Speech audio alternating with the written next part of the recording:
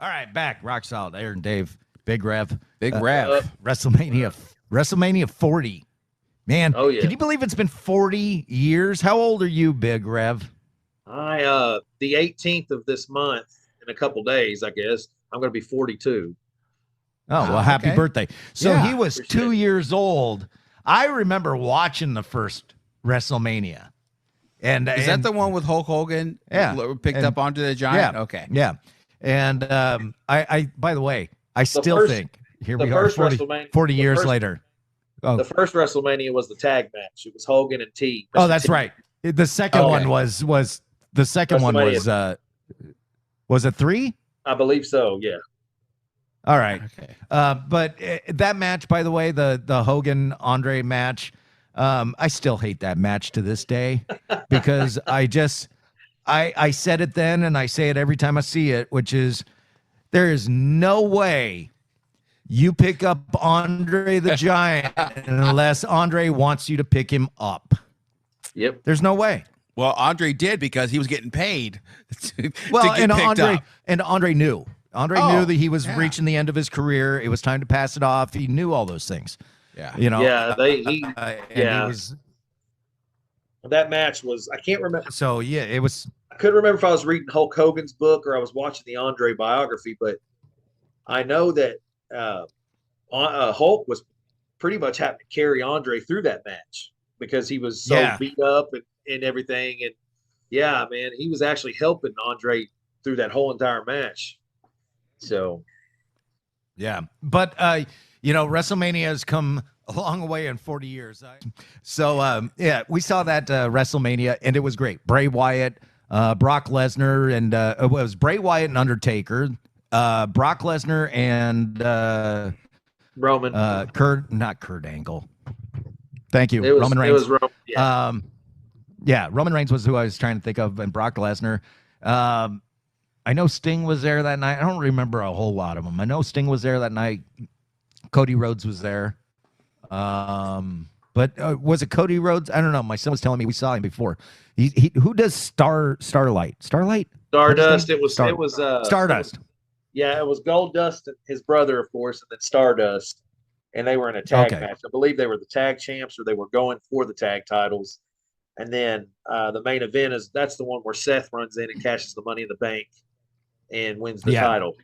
So yeah, That was great. That was a by pretty the good way. wrestling. That was a great match. And I got to tell you, in hindsight, I was even saying this the other day when I saw something about Bray Wyatt.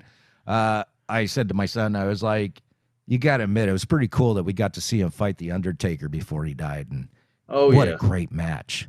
What a great match that was. That was a good one. Yeah. So Bray was unbelievably. I mean, he was an unbelievable talent, man. It was sad when I heard. yeah. Yeah. He was cut down too soon. That. Yeah. Now, getting to WrestleMania 40, I said to Shane's my son, by the way. I said to Shane, I said, I've watched wrestling since the 80s, since Superstars era. I don't watch it consistently now. I usually just watch the big events now. But I've seen it come up from Superstars where they didn't have a ton of money to now it's like they've got more money than God. And well, you can't deny it, right? Well, the entrants are huge. The entrances are huge. I mean, it's a week-long event now. It's 2 nights of wrestling. I mean, it's really grown. And just I even pointed out the digital boards on the side of the rings. I don't know how long they've been doing that, but even that, I was like, normally I'd be upset at advertising. I am actually happy that they continue to make money and continue to grow and be this big thing, because I never thought it would be. Finally, he created the American Nightmare, dyed his hair blonde. And when he come back to WWE, I mean, he came back as a full-time, like, main event superstar all of a sudden. He grew and changed so much. And I do believe that he deserves it. And I think he does too. Yeah. The fans love him. They know that. They know that his song, man. When he comes in with that song, they all sing it and everything. It was amazing. I love I love Cody for maybe a different reason than everybody else. He is a great wrestler and all that, but I love Cody because of Dusty. You know what I mean? Oh yeah. You know, and I like so Charlotte Flair. Yeah, like when Charlotte Flair wrestled in that last big one that it wasn't. I don't think it was WrestleMania. It was Money in the Bank was the last one. I don't know. Anyways, Charlotte Flair wrestled, and I loved watching her wrestle because Ric Flair. You know, it was just I don't know. I like seeing the generational wrestlers like that. Yeah. Plus, he's good. He's good. So, what was your favorite match of the weekend? Oh, man, I honestly have like I said, I'm a huge fan of Gunther. Like, dude is like, to me, he's one of like as you're looking at it as a wrestling standpoint, not like a script or anything like that. As a wrestling standpoint, dude is one of the best. Okay, and then you put him up with the underdog, Sami Zayn. I thought they put on a phenomenal match. Yeah, I saw that whole match. It was incredible. Yeah, that was a good one. The ladder match, which you were talking about, you didn't understand. The ladder match was their way of splitting the titles up. So, so explain the rules of that because I don't get it. I mean, I understand a ladder match where they put the one belt up there, but they had 4 belts up there. What it was is I don't understand it. You had the Monday Night Raw Tag Team Champions, and you have SmackDown. Well, when the Usos basically had all 4 titles, and then when Kevin and Sammy beat them last year, then of course Sammy and Kevin ended up losing the titles. So the tag champs had both sets of titles. So they hung both sets up in their way of saying, okay, we're splitting the titles now because they're fixing to do the draft again. So that was their way of splitting the belts. So 2 guys from SmackDown got the blue ones. But it was okay. So this was what kind of confused me in this was like, who were the wrestlers on that? Who were the teams? Because I want to use their names. Do you remember who they were? Grayson Waller and Austin Theory are the ones that won the blue belts. And then you had The Miz and R-Truth, which won the Raw belts. They won the red belts. Okay, so I'm just gonna use 2 names here. So Grayson, and no need to correct me on this because I'm probably got it wrong, but Grayson goes up and he grabs the red belt. So does that mean that his tag team, both of them, got those red belts, or he grabs the red belt, but his partner went and grabbed the blue belt? Does that mean that they've got new partners, or does that mean that they've got all 4 titles, which we already know wouldn't happen? That's where I got confused. No, if Grayson would have went to grab the red, him and Austin Theory would have been the champions. It's just took one. Okay. Now I understand what you mean. If one of them went to grab the blue and the other one went to grab the red, in the script that wasn't going to happen. But I know what you're saying. Yeah. What if that would have happened? I think it might have been more interesting if that split up the teams. See, at first I thought that's what they were going to do. I think that could be I think that could make for an interesting storyline. Yeah.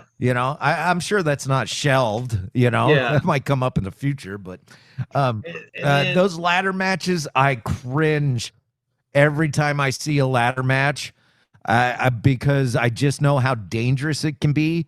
And stuff that can go wrong.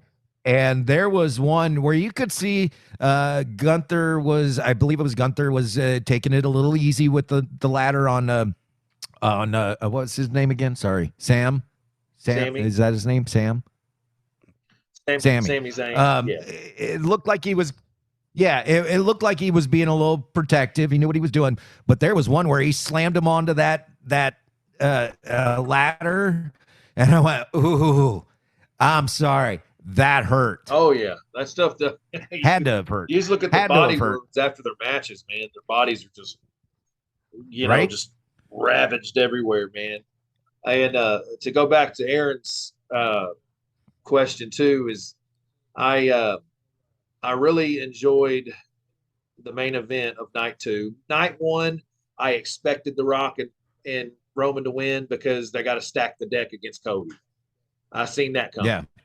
Yeah. But The Rock and Cody night 2 main event was that was one of the greatest endings in I started watching wrestling in 87. So one of the greatest endings of a WrestleMania I've ever seen. And the reason why is it's because it had so much nostalgia to it. You know, with of course Jay had to come out, the Usos, they did their thing. But when John came out and then The Rock come out, they stood face to face. I mean, that goes back with their feud back in the 2 WrestleManias that they fought. And then you got Taker. I know you said you had your opinion on Taker coming out, which I thought it was going to be Stone Cold. But, you know. I think Stone Cold would have been better. I love Taker, by the way. Oh, yeah. But he came out, and was it Roman Reigns that tombstoned him? Was that who tombstoned him? Undertaker choke slammed The Rock. Oh, okay, that's what it was. And then his part was over, and I was like, "Well, what was that for? Just to say we saw the Undertaker?" Yeah, pretty much. Just I don't know. It was dumb. Just involving Taker with WrestleMania because he's so huge. And WrestleMania, they had to have Undertaker show up. Now, no, I get it, but I think they could have had a better role for him. Can he wrestle anymore though? I mean, he's pretty beat up? Yeah. I mean, I was surprised how well The Rock was moving, you know, and all that. And so, you know, I don't think John Cena is like in wrestling shape anymore. I mean, he's been acting more or what, but they had a role for him. But it was amazing how people know the entrance songs, you know, when they would come out. Yeah. Because as soon as they started playing some of John Cena's stuff, the crowd went crazy. And then they played The Rock, and the crowd went crazy. And then when that bell went off for The Undertaker, when you said that, the crowd went crazy. When you said, well, like, go back to what he was talking about, Undertaker, I think a lot of it too also was the eras, the generations of wrestling. They wanted to show that generation. Right. Now Undertaker coming out, of course, is anonymous with WrestleMania, so that's why they did that. Now, as a story standpoint, because he didn't really have anything to do with the bloodline, you know, like John Cena did, and Jey Uso had it, and Seth Rollins, you know, and so that was my take on it. But speaking of Seth Rollins, to me, he was the MVP of WrestleMania, hands down. The beating he took in night 1. He was great. The beating he took from Drew McIntyre, and then to come out at the end and sacrifice himself with the chair and to get Roman's distracted off of Cody. I mean, he took that chair shot because, of course, years ago he did that to Roman. So, to me, Seth Rollins, man, and he was really beat up too. And he had some injury issues going on and stuff. But to me, Seth was the MVP of WrestleMania weekend. So now we're at Cody. How long does he keep the title, you think? I think he'll have until he loses. No, they're rumored to. There was rumors going around saying that he's going to keep it until next year because of this whole Rock thing. Because Rock come out the Monday after WrestleMania and was like, "I'm going to go for a while, but when I come back, I'm coming after you." What I can see happening is when Roman does return, I think Roman will return as a good guy. And by then, I think The Rock has taken over the whole bloodline story. And they turned on one of the Usos last night on SmackDown. You know, Solo, the one with the blonde hair with the thing on his thumb. That's the Usos' baby brother. He actually turned on his brother Jimmy, one of the twins, last night, and had a new guy show up. So, of course, Paul Heyman's over there freaking out, crying, and all that other stuff that he does. And so what they're setting up is that Solo is going to create this new bloodline. And I think The Rock is pulling the strings. And then when Roman returns, Roman's going to be kind of like a face, like, why did y'all turn on me, blah, blah, blah, blah. So I think that's going to set up a whole new storyline. And then The Rock and Cody are going to end up fighting. either at SummerSlam or my guess probably WrestleMania next year. Do you think The Rock has it in him to fight Cody, though? I mean, and make it look good? I do, because that's another year from now, but he really impressed me at WrestleMania. Now, I know he only wrestled one match, and it was a tag match, so of course Roman carried a lot of the match, but he actually did really well, because that's one thing I was nervous about. Like, he hasn't wrestled in like a decade almost. Yeah, I'm not saying he's out of shape or anything like that, but I don't think he's the wrestler he was. No, and just me personally, I'm gonna upset a lot of people here. Just me personally, I never thought The Rock was a great wrestler. He's a great showman, not a great wrestler. A character. Yeah, The Undertaker was a great wrestler. Mick Foley was a great wrestler, and I don't put The Rock there. Where do you put Hulk Hogan? Because I didn't think he was in the same boat with The Rock. Yeah, a lot of show. Yeah, and a lot of charisma, and good for WWE. And he made money. He made money. That's all. Yeah, as a wrestler. Yeah, as a wrestler, I don't think he's a great wrestler. Because John Cena. I mean, as big as he was, I didn't think John was very that great of a wrestler. I don't like John Cena at all. Yeah. I really do not like that guy. I don't like that character. I don't like anything about John Cena, and there's no good reason other than I just don't. He rubs me the wrong way. I just don't like him. Yeah, I mean, my wife. I mean, my wife's not a huge fan of Cena either, so you're not alone. Yeah, I say I can see you. Hey, look, even that Superstars album. Even when it was out, I was like, no, thanks. No, thanks. I'm good. I don't need to, I'm an American hero or whatever his song is. He'd get beat up for 20 minutes and then he would shake his finger and he had that, that's face. Why that's another part of the Hogan, Andre match that I absolutely hated. It was the first time that I really noticed this, and I can't watch a Hogan match without it, is the Hogan comeback. You can beat me to death. And it's like, yeah, come on. And you know what? I'm just like, no. It was me and my dad would just laugh tremendously, and then 30 seconds later they were playing the song and he did the ear thing, to the crowd, and that was great. Hey, but that's the Hulk, and you can't knock the Hulk for what he's done for WWE. Put wrestling. That's what I was getting ready to. That's what I was getting ready to say. I mean, if it wasn't for Hulk Hogan and Vince McMahon, WrestleMania wouldn't be where it is today.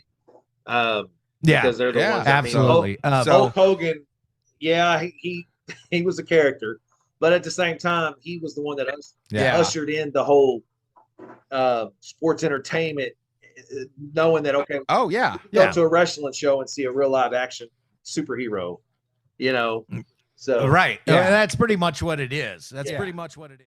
So the first match was the Man Becky Lynch versus Rhea Ripley. Why do they call her the Man, by the way?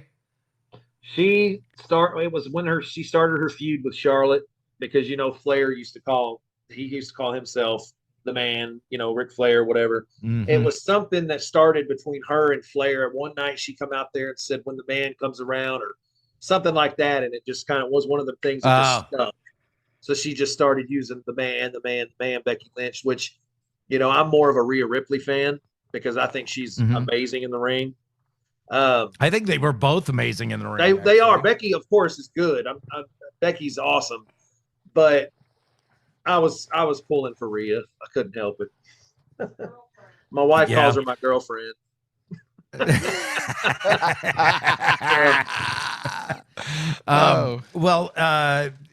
Now, was it Rhea that came out to Motionless in White, the band? Yes. Okay.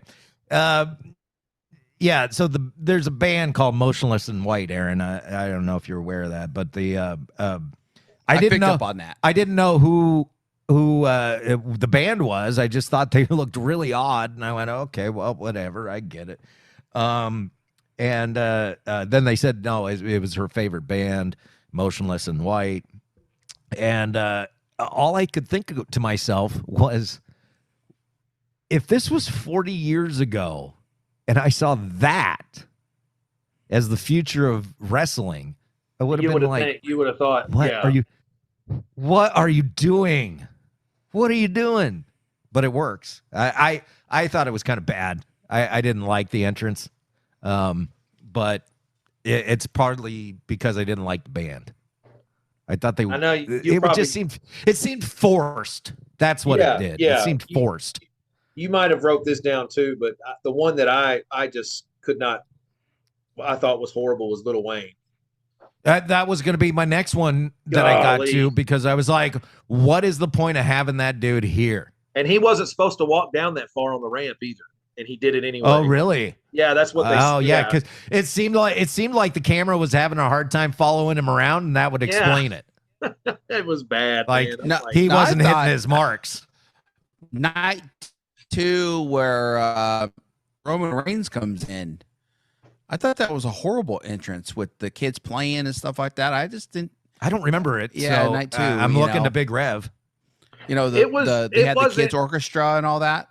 It was. I thought that it would. What a lot of their entrances, in my opinion, I thought Cody's, of course, was really cool. Yeah, after he did that great one, and then now here comes Roman Reigns to a bunch of kids playing violins and stuff. And I think my expectations. I don't remember that's seeing a downer. it. I think my expectations for Roman's entrance was I was looking at something totally different. Because he's the head of the table, the tribal chief, blah blah blah. I thought it was going to be like something massive, not to get off story, but that's one thing that I loved about Triple H. When Triple H would come out, I mean, his entrances were always 100% solid. I mean, you go back and watch Triple H's all his entrances. I mean, they're amazing. So, yeah. Now, well, I want to get back to the Becky Lynch and Rhea Ripley fight because I got my notes. I put my work into this. We're gonna go. We're gonna go through this. Anyways, Lynch, she was hitting hard, and at times the fight looked like a cat fight, like a hair pull slap cat fight. Now, if you watch them closely, here I'm pulling back the curtain. If you watch them closely, you can see they're slapping each other on the shoulder, but it makes a good loud slap. And then, what's up with Rhea's arm brace? Is that real? I can't remember exactly which one it was. I know sometimes she wears one with her and Dominic's initials on it, but then I think you're talking about the one that had the studs on it, right? Is that the one? That no. I'm talking about the one she had on her hand. The one that people get for like. The black. I know which one. Yeah. Yeah. I don't know if they're real or not. I know she wears them all the time, but I didn't know if it was real or not, and they were saying that she's really going to town on that bad arm, all that. But I was thinking, because I've worn those things, they got a big piece of metal in them, and to keep your hand straight. And I did notice through the match that they didn't really do much to her wrist. They kind of stayed away from it. And I was thinking if it was fake, she'd use that metal to hit her, right? Or something they didn't do anything like that. So it just led me to believe that maybe it was real. Yeah, when they don't attack a certain area, then that's kind of your clue, or that's kind of your answer. Yeah, it might be real because, there's times where it looks like it's really real and then they start attacking it. So, yeah. I saw a video, and I'm going to tell you, I saw it probably around 1990 or so, but it was a video of a match that Bobby the Brain Heenan was fighting in. So it tells you how old that video was. It was a cage match, and Heenan was going to town on this dude's leg, and you can see, now Heenan didn't see it, but you could see it in the video. Dude's knee dislocates and pops back into place. And Heenan didn't know about it and went to town on this dude's knee because he thought it was part of the act.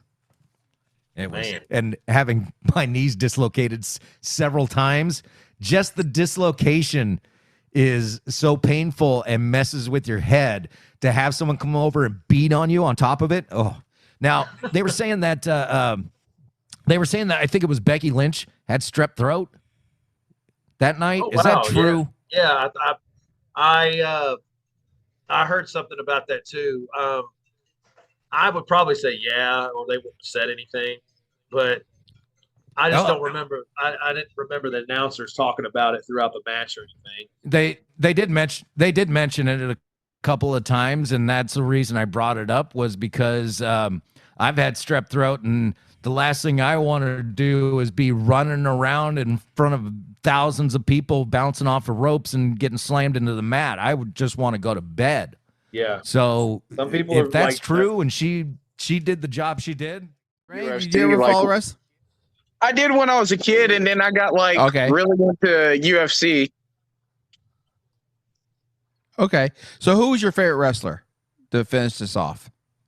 My favorite used to be between Triple H and Undertaker. Okay. All right. I'm still a Hulk Hogan fan to forever. Dave, who's your favorite of all time? See, I would have to break it down by era. Okay. Let's hit Big Rev first, and then I'll give you my couple here. Okay. Big Rev, who's your favorite all time? And when I started watching it, the 80s era, of course, was Randy Macho Man. He kind of like, okay. I don't know. What about By the way, did anybody notice Macho Man sitting in the front row both nights? Oh, the dude that was dressed up like Macho Man? Yeah, I seen him. Yeah. Anyhow. Yeah. I would say Macho Man. I say Macho Man and Ric Flair. And then 90s, late 90s, I would have to say The Rock was one of them. And then I would have to go The Rock probably in 90. And it's, of course, everyone loves Stone Cold. Everyone loves Stone Cold. So, so I was more of like a Triple H guy. And then probably in the 2000s, man, there's just been so many, man. Like, I can't really pinpoint how many I love, but now I'll go ahead and fast forward to now. Now, I think Gunther is one of the greatest in the ring. Kevin Owens is one of my favorites. And then, of course, Cody's good too. But yeah, I mean, I got so many wrestlers, man. I can't just pinpoint one. It's like music artists. Right. I got to say, if I had to pick one right now off the top of my head, probably Cody, because I don't follow it as closely as I used to. And he's fresh right now, but by the way, the women fighters, all of them badass. They're all great. Yeah, it's nothing like it used to be. Yeah, and I think, and that's what I texted to my wife. I sent her some pictures of it, and I went, "This ain't Fabulous Moolah and Sherry Martel no more." No. But back Superstars era, I have a few favorites. So the top would probably be Piper. Yes, man, I forgot Piper. that one. Yes, he's my favorite heel of all time. Yeah. Yes. Yeah, he's just great. But back then I loved watching Junkyard Dog and Coco Beware. Those were some of my biggest favorites back then. I was not a huge Hulk Hogan fan. And of course, Honky Tonk Man, Macho Man. I got to see Honky Tonk Man fight Macho Man in a steel cage, and it was fantastic. And then you get into Superstars era, and man, I miss like the Godfather, and of course there's the Rock and Stone Cold. Those are straight giveaways. But then you got who were the Dudley Boys? Oh, Bubba. They were Bubba fun. Ray and Devon. Yeah. And, they came out of ECW, and I went, where's the other one? Yeah. They go, yeah, they didn't keep him. Yeah, so I guess the blood doesn't run that thick. But, yeah, it's just, it goes through eras. I'm really glad to see the generational wrestlers, like Charlotte Flair and Cody Rhodes. And I would even be open to, I don't think it's going to happen, but I would even be open to some crossover between the UFC and the WWE. I don't know how you work it into the storyline, but I think you could. And I think it'll happen eventually. I think it will. Yeah. So well, thank you, Big Rev, for coming on the show. Man. No problem. All right, Big Rev, thanks a lot. New album coming out. When? Well, new singles. The when singles it's ready. coming out.